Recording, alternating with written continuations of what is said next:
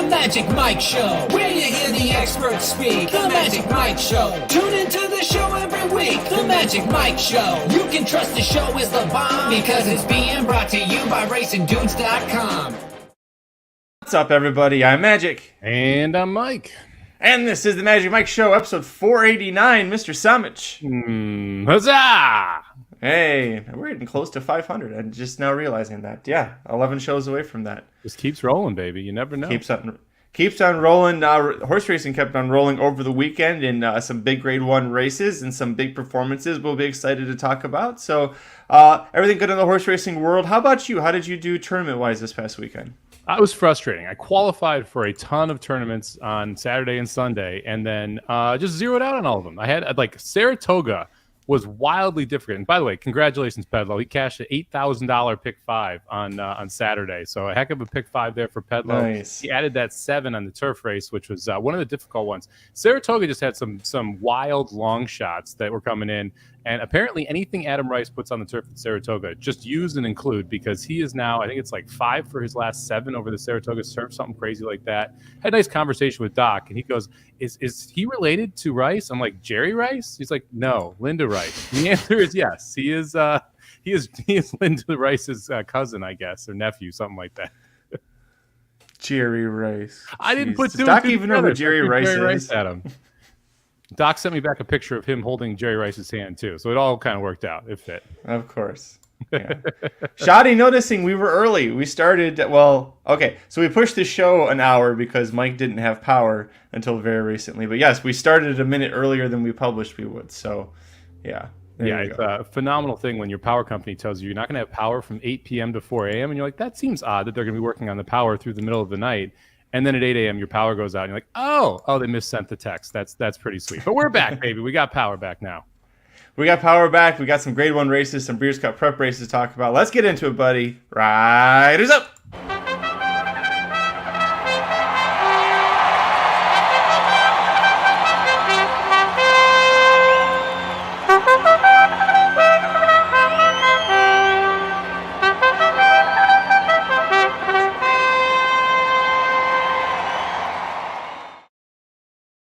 All right, Mike, the Beverly D Stakes, Grade 1 race at Colonial Downs, 9th race this past Saturday, and scratch down just a field of 5 older fillies and mares, in for a Breeders' Cup win, in for the filly and mare turf. Fev Rover wins. She's the 3-5 favorite. She had it easy, very slow early.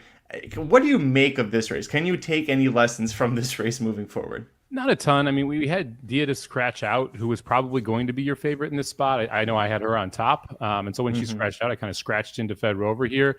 The one takeaway I would say is it kind of flatters the Diana even more, where White Beam was able to run down in Italian. So I think White Beam kind of gets a notch up from here.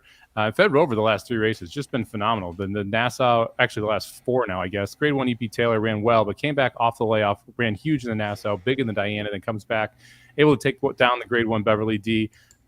I'm not sure I really want to use her moving forward because I still think she's a cut below the division. I don't think we have the best horses we were going to see in here, but you got to give her credit, tip of the hat for being able to get the job done here. But to me, again, this flatters that White Beam and Italian race even more.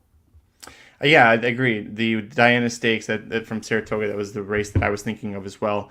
It's interesting. Fev Rover very slow early, 25-50, but then 113-3, so she sped it up in the middle, and she still had plenty left to kick away. And Gina Romantica, a good horse to be kicking away from in that situation. Not much else to learn from that. Fev Rover punches her ticket to the Breeders' Cup filly and mare turf. She injects some sort of a pace presence, but without seeing the field and knowing who else is going to be in that race right now, especially from the Europeans, it's kind of hard to compare. Another one that's a little hard to compare, and I don't know, especially with the news about Up to the Mark's injury, and he's going to miss the Breeders' Cup turf now. The older male division, wide open, set piece, rallies from last of 11 and wins going away. We all saw this coming, right? In the Arlington Million. Gets it first horse to ever get the Arlington double. Won the Grade 3 Arlington Stakes at Churchill Downs and then wins the Arlington Million at Colonial Downs in the same year. No horse has ever done it before. I don't think I've seen it, when you look at the actual chart, I don't think I've seen a chart like this where if you look at set piece, it's just 11, 11, 11, 11, all the way to the 3/4 mark. And then 3, a length and a half back, 2 ahead. I mean, just a phenomenal kick here. We've talked about set piece a lot on here, and I think this is just kind of goes to show you got to get the right price on set piece. It's been sub $2 the last 2 times, able to get it done one, but not get it done at the Wise Dan. Then you go here and you get 5-1, 6-1. So it's the right time to be backing set piece here. I think we talked about this when, I don't know, probably 4 years ago. This just feels like a division you shouldn't be playing the favorite, where you just kind of need to take a price almost every single time, because these horses are all so trip dependent that I'm not really confident any one horse is significantly better than another, that I'm never going to be willing to like play horses here in this group at 5-2 or prices like that when you've got these bigger fields going long on the turf. Yeah, I agree with you. I think if he shows up anywhere before the Breeders' Cup, set piece is going to be 2-1, 7-5 in that spot. Nothing that you want to do.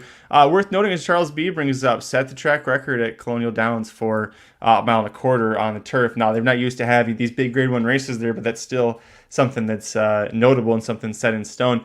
I thought that Santine ran the best race of anyone in this, because the horse was all the way from the 11 post. He has to break out the farthest wide of anyone. He goes like 3-4 wide through that first turn, goes wide down the backstretch. He's up on this super hot pace. You see how they went 22-4, 46-3. Like, they were cooking early, and everyone else that was with him, Strong Quality, poops out. He's 7th. Atone, Masterpiece, they were 3rd and 4th. They've finished 10th and 11th. He stayed on for 2nd. At one point, I thought, my God, Santine's going to win this damn thing, even though it's not at Churchill Downs. So I thought a good race from him.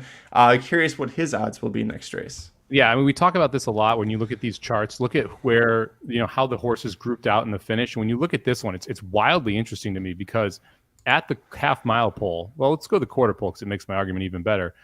The winner's 11th, 3rd place is 10th, 4th place is 9th, 5th place is 8th, 6th place is 7th. Like, literally the opposite order of what they were running in early. And Santine right there, too early, is the only horse that was in anywhere near the early pace that was able to hold on. You look at the bottom half of the chart. Atone 3rd, ends up last. Masterpiece 4th, ends up 2nd to last. Strong Tide 6th, ends up 3rd to last. Catnip 5th, ends up 4th to last. And your early leader, Strong Quality, ends up 7th in this spot. So you have essentially all of the pace backs up except Santine. You mentioned he was wide on both of the turns as well. So I thought Santine ran a heck of a race. Again, I'm not all that interested in backing him at a short price next time out. I would be interested to see if he gets some type of easier spot where there is not as much pace, because this actually drew quite a bit of pace for one of these longer turf races. Set up really well for set piece to come from off it. But Santine ran huge here. I thought Adamo ran really well here as well. Just kind of didn't get loose as early as set piece did. This is one of those spots where Flo was able to weave through, then go wide and just storm down the outside. If the trip was better for Adamo, I thought he might have been up there with him. But to me, Santine probably ran the best race. There was some odd betting going on versus the morning line in this race, too, because Strong Quality, it was your 9-2 second choice, almost the favorite. And wasn't he like 12-1 on the morning line? Like, there was a lot of discrepancies, major discrepancies there. Yeah, I mean, the morning line was all over the place. And when you look at some of the prices that they went off, I think Atone was 7-2 on the morning line. Atone ended up going off, I think it was like 11-1, 12-1. 12-1, yeah. And that was your morning line favorite, I believe it was. Hamo was 10-1 on the morning line and went off as your favorite at 4-1, essentially, 4.2-1. So we saw a lot of movement here from the morning line to what the actual off odds were. It just kind of shows you how wide open this division is, though. I'm not going to go and like blast the morning line here, because you could legitimately make a case as to why Atone was the morning line favorite, right? I mean, when you look at what he has done, he's a Grade 1 winner. I mean, I'm not going to completely knock the 7-2 number. I think Hamo was probably high at 10-1, but I was surprised that Hamo went off as the favorite here as well. I mean, so the morning line, I think this is one of those divisions that's tough to kind of make the morning line, especially when you see the favorites go off at over 4-1. I mean, when was the last time we had a 11 horse field here and you had 2 horses vying for favoritism at essentially 4-1 and 9-2? It is a bummer, again, that we lost up to the mark to injury. They're backing off of him until he won't return until after the Breeders' Cup, because I think we would agree he was far and away the best American older turf horse. And looking at who was in this race, and like, all right, set piece is definitely going to take a bunch of money next time out. Put him in there with set piece. I mean, we all know who we're going to take, but up to the mark. Missing from that. So is set piece the top older turf horse beyond a mile? I mean, it's so hard to say. I wouldn't give anyone that general booking as top turf horse over a mile right now, just because of how wide open it is. I would also argue some of the California horses might actually make an impact on it. D'Amato's got a couple good ones in his stable that I think are running well right now. And there's just not any world beaters here. When you go up and down this list, it's a bunch of good horses, very good horses, but no one who's you're like, wow, that horse should have been the favorite. So if you run this race 50 times, I mean, Set Piece probably wins 5 of them. Does that make him the best horse? Like it's hard to say just because of how even this division is right now. One division that I don't think is that even is that he's proven time and again, Casa Creed in the mile division is just absolutely superb. And despite not getting respect, that's back-to-back races. Annapolis went off as the favorite against him, Mike. But Casa Creed gets it done at Saratoga, wins the Fourstardave Handicap for the second straight year. Breeders' Cup winning year in for the Turf Mile, which will be at Santa Anita. And it sounds like they're going to wait on Casa Creed and just train him up to the Breeders' Cup. So first of all, you got to be excited that your old friend at 7 still winning these big Grade 1 races. Yeah, I mean, I posted a picture of his saddlecloth for winning the 4-star Dave, and now he does it back-to-back years. Casa Creed, the minute he retires, is going to have a stakes race at Saratoga named after him at this point. I mean, what he's been able to do at NYRA is just phenomenal. And you mentioned it. I mean, look, I picked Annapolis in this spot. I thought you were going to get a different ride from Annapolis, and that ride would make it impossible for Casa Creed to run him down. Well, guess what? You got a different ride from Annapolis. Annapolis did everything right here. Yeah. And Casa Creed still went ahead and ran him down late. So you just kind of have to tip your hat here to Casa Creed. I mean, Annapolis is a legit miler, too. This is one of the horses that we talked about early in the year as being possibly the best turf miler. And now you've had Casa Creed beat him in 2 different ways twice. Once in front of him and holding him off. This time running him down when he got the jump on him. Just a really, really special horse. I can't think of any other horse that has won the same race, same Grade 1 race. He's now won the Jaipur twice at Belmont, and he's won the 4-star Dave twice at Saratoga. So 2 separate Grade 1s, one sprinting, one going 1 mile. Just a super, super special horse to do that at 2 different tracks on the same circuit. And now it's at 7 years old, possibly the best version of Casa Creed that we have seen after all this time. Can't argue with anything you're saying there. It's been so fun to follow this horse from the very beginning when he first tried turf, and you were all over him in that spot. And again, at 7 years old, it's part of the reason he's in training at 7 is you look at his breeding, and not too many people are rushing to buy, offspring of, Jimmy Creed's sons or, out of Bellamy Road mares. Not a ton of commercial value there, but it's just so great that we get to see him out there and keep racing. At this point, if you're in Annapolis, you just got to hope that horse, that you get to jump on him and that Casa Creed has to go around like 18 from the rear. That's the only chance you have of beating this horse. Well, you got to run it the same way you did. This was Annapolis' best chance to win, right? Was get in front of Casa Creed and make Casa Creed run you down. The California turf, obviously different than the New York turf, and so it'll be interesting to see how he adjusts to that. I mean, we mentioned how much success that Casa Creed has had in New York now. If I run through and look at his past performances, I see one Santa Anita effort, ran pretty well in the Kilroy Mile, but ended up a length back in 6th that day. So doesn't have a ton of experience over the Santa Anita turf course. He's been successful in Kentucky, successful in Florida, obviously wildly successful in New York. And this puts him close to the $2.5 million mark as well, which is just wild to think about when you think about what Casa Creed started at as a turf horse and how this career has just been built up. Just a super cool horse. What are we now? 9 for 33 lifetime, 10 additional finishes in the money, shipped overseas multiple times. I mean, this is just one of the better racehorses in training. What do you think from a sire perspective? Do you think this is a horse that could end up being a stallion? Because he can do it at different distances. He's shown being able to go early with the speed. He's been able to run horses down. He's shown versatility, clearly very sound to be able to run 39 times at this level, or 3 times at this level. Yeah, I mean, would you be interested if he's standing there for 15 to take a shot with him? If he's in a regional program, maybe.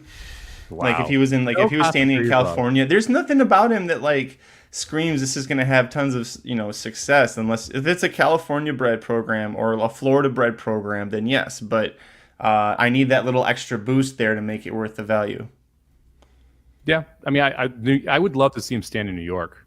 Put him on the same farm as War Dancer up by Saratoga and see what happens, because you don't have a ton of really good turf stallions that are standing in New York, and Casa Creed would be one of those that people would absolutely love up there. And it'd be great to have him go to the track too after he's retired and be able to have him there. And it's like, I'm telling you, you're going to have a big time race named after Casa Creed at Saratoga after this performance.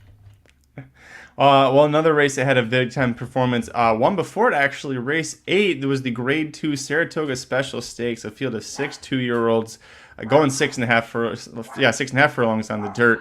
Rhyme Schemes, the even money favorite, and he draws off and wins like it, 9.5 length winner for trainer Norm Cassie here. Anything out of this race that interests you specifically? I mean, Rhyme Schemes does. He was awfully good. That was one of those performances where, like, sometimes you have even money shots that win, but you're not that impressed. Sometimes they do what Rhyme Schemes does, and like, okay, that's a runner. And this was a Son of Ghost Zapper, so you should be able to stretch Rhyme Schemes out. You're going to see him in the hopeful. I would assume you're going to see a very short price on him in the hopeful. I love the fact that this horse is tactical.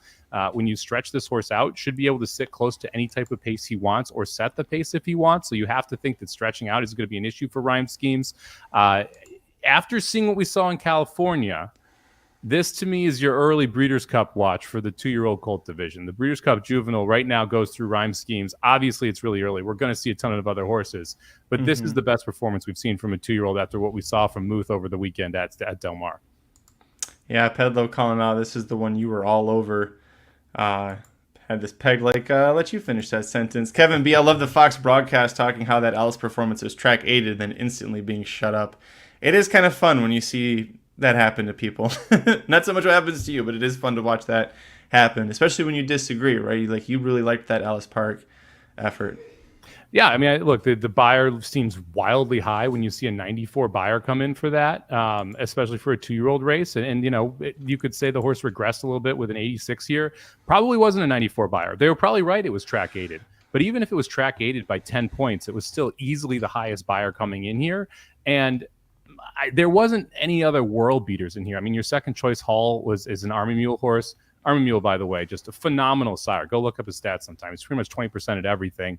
And I respected Hall, but at the same time, what Rhyme Schemes had been able to do, the body of work was just so much better than the rest of this field. I was kind of surprised this one wasn't one of those 2-5, 3-5 shots.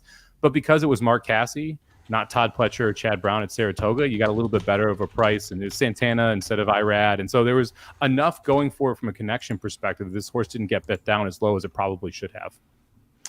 Market Street, the runner-up, broke his maiden on debut at Ellis in June, was 6th in the Sanford Stakes, and then gets 2nd here. So 3 career starts. This is a D. Wayne Lucas horse. Over under 4.5 more starts between now and Malibu Day. Probably over. If it's Dwayne Lucas, I would always take the over on more starts. Yeah, we'll see what happens here with Market Street. I mean, look, ends up running a good second here. I thought, was able to set what was a pretty quick pace for this race. They didn't exactly fly home. You can see that last 16th of a mile and basically 6.3 seconds or 6 3/5 seconds. So you got to think that this may be a little bit. You wouldn't think this horse has distance issues though, because it's Street Sense and Quality Road. I wouldn't be shocked if Market Street is a little bit better stretching out, and you eventually see this horse matter in some of the Kentucky early points races as a pace threat that can take the field gate to wire, going a mile or 7 furlongs or a mile and 16th at Churchill, where you have the short finish line and favors speed. So I'd keep an eye on Market Street, especially if you get a race where he seems to be lone speed and trying 2 turns for the first time. Yep, great point. Yeah, it's, as long as that horse has got 4 legs that are going the same general direction, it's a horse Lucas is going to run a lot there.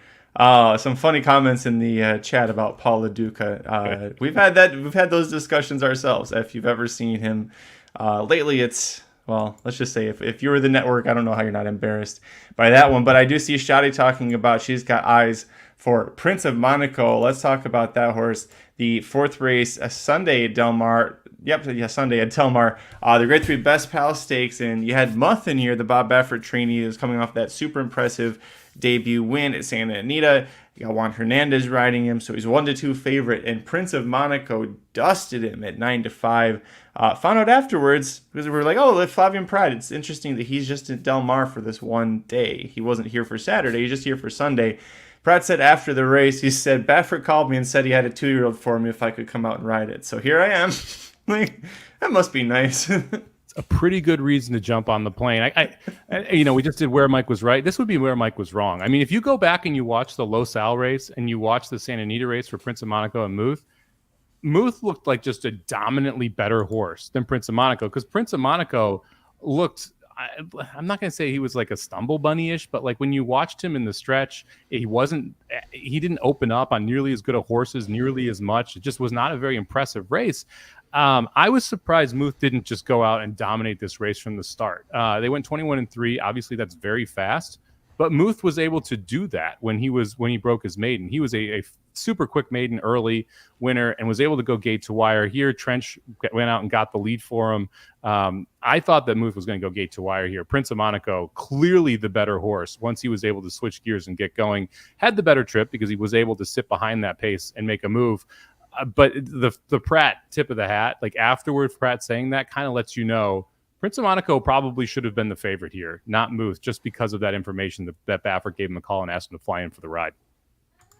Shoddy confirming what we heard reported earlier today, 103 buyer for Prince of Monaco. That says that this is the best 2-year-old male right now. Is that the case? Look, I'm not going to...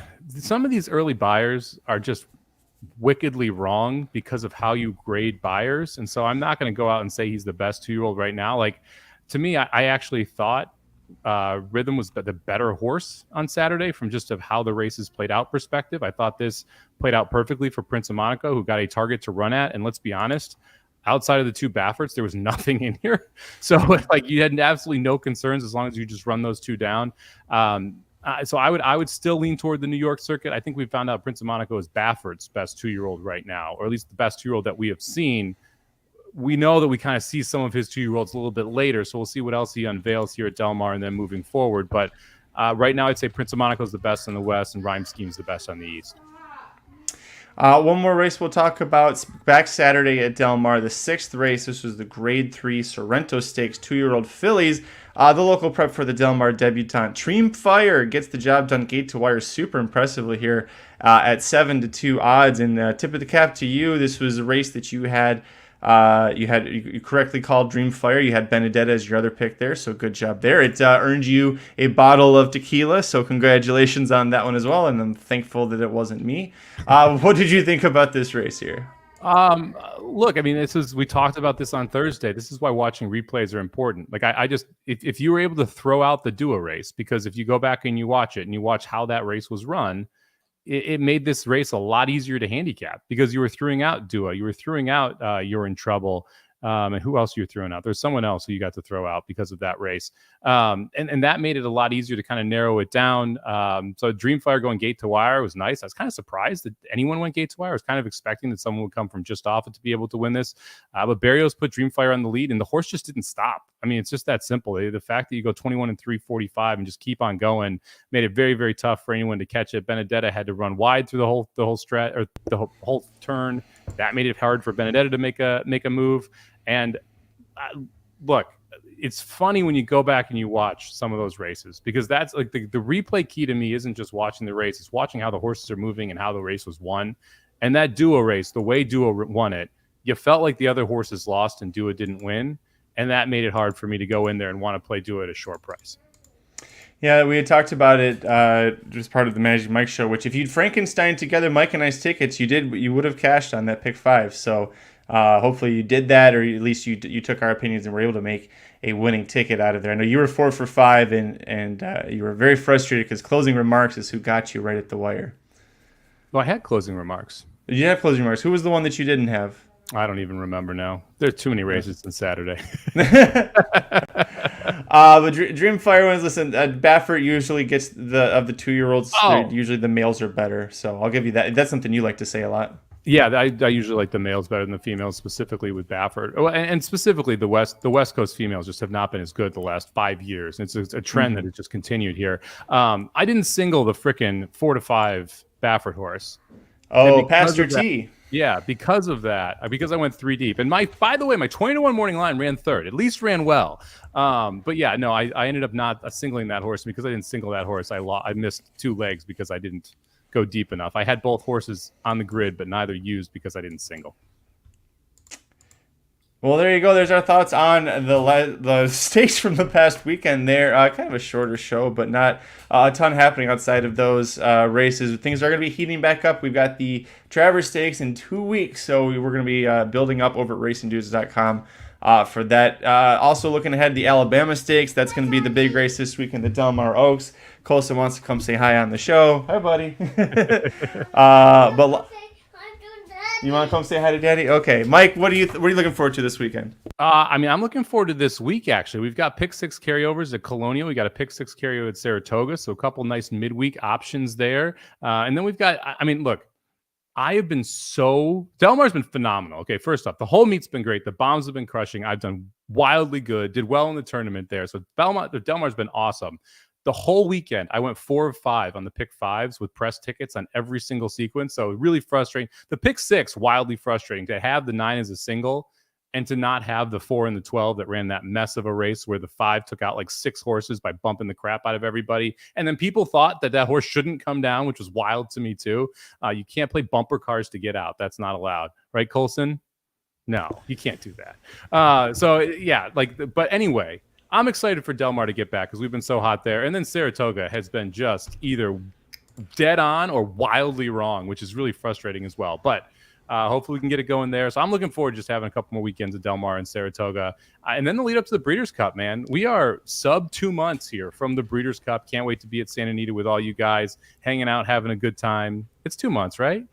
3 months. I was like, that's not right. They're there in November. Oh, okay. Well, 2.5. We'll call it 2.5 months. So we're getting close to the Breeders' Cup. Can't wait to be out there, play BC with everybody, and hopefully have a big old score out there as well. So excited to see what the rest of the horse racing year comes from. And I think we're going to see some big 2-year-olds this weekend and next weekend as well, because you want to set up for the end of the meet races for the 2-year-olds here at both places. So excited to see what we have come out of the Pletcher barn, the Baffert barn, the Cox barn if we get one, the Asmussen barn. So I'm excited to see the 2-year-old races the next week too.